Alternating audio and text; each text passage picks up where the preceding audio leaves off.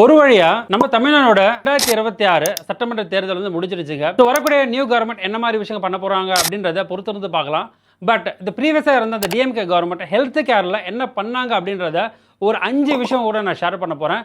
கண்டிப்பா வாட்ச் பண்ணுங்க. நம்பர் 1, மக்களை தேடி மருத்துவம். ஸோ இது வந்து பாத்தீங்கன்னா ஒரு ஃபென்டாஸ்டிக்கான ஒரு கான்செப்ட். இந்தியாவில் எந்த ஒரு ஸ்டேட்ல இல்லாம நம்மளுடைய எக்ஸ் கவர்மெண்ட் வந்து பாத்தீங்கன்னா இதை லான்ச் பண்ணியிருந்தாங்க. ஸோ ரெண்டாவது வந்து இன்னொரு காப்போம்.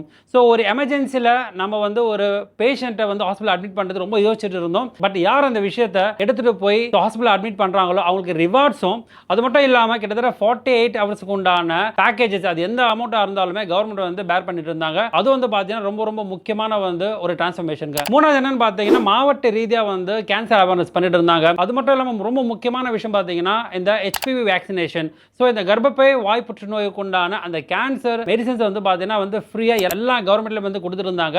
அண்ட் ஃபைனல் என்னன்னு பார்த்தீங்கன்னா ஹாஸ்பிட்டலோட இன்ஃப்ராஸ்ட்ரக்சர். ஸோ நீங்கள் சென்னையிலும் சரி இல்லை அவுட்ஸ்கட் ஆஃப் சென்னையிலும் சரி நீங்கள் எங்கே போய் விசிட் பண்ணாலுமே வந்து அந்த ஹாஸ்பிட்டலோட இன்ஃப்ராஸ்ட்ரக்சர் வந்து வேற மாதிரி பண்ணிட்டு இருந்தாங்க. ஸோ இந்த மாதிரி பல விஷயங்களை பண்ண அந்த பழைய கவர்மெண்டோட இப்போ வரக்கூடிய அந்த நியூ கவர்மெண்ட் வந்து ஈடு கொடுக்குமா இல்லையா அப்படின்றத உங்களோட தாட்ஸ் என்னன்றதை நீங்கள் கமெண்ட் பாக்ஸில் ஷேர் பண்ணுங்க.